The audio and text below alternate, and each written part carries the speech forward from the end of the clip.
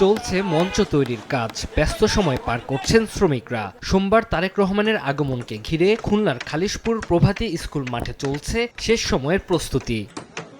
রোববার সকালে জনসভা স্থল পরিদর্শন করেন দলের শীর্ষ নেতারা। ঘুরে দেখেন সভামঞ্চ। ২২ বছর পর বিএনপি চেয়ারম্যানের আগমন ঘিরে উচ্ছ্বসিত নেতাকর্মী সহ সাধারণ মানুষ। আমাদের নেতাকর্মীদের থেকেও সবচেয়ে বেশি যারা আসলেও উচ্ছ্বাসিত আনন্দিত তা হলো সাধারণ জনগণ। আমাদের প্রিয় নেতা আগামী দিনে আমাদের এই অবহেলিত মৃত খালিশপুরকে আবার জীবিত করবে, এটা আমার আশাবাদী। এদিকে তারেক রহমানকে আগমনকে কেন্দ্র করে প্রস্তুত মহানগর ও জেলা বিএনপি।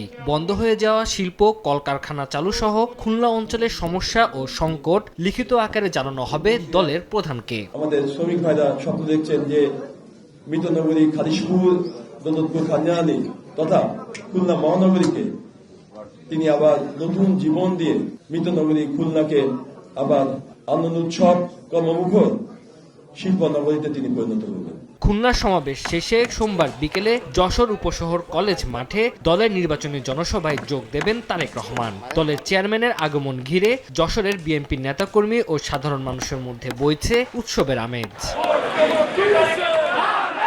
জনসভায় ৭ জেলার প্রার্থীদের পরিচয় করে দেবেন বিএনপির চেয়ারম্যান তারেক রহমান। বিএনপির পরিকল্পনা অর্থাৎ দেশ গঠনে, জাতি গঠনে এবং সকল শ্রেণী পেশার মানুষকে বিএনপি ভাবনা খুলনা অঞ্চল সফরের পর মঙ্গলবার বরিশালে যাবেন বিএনপির চেয়ারম্যান তারেক রহমান।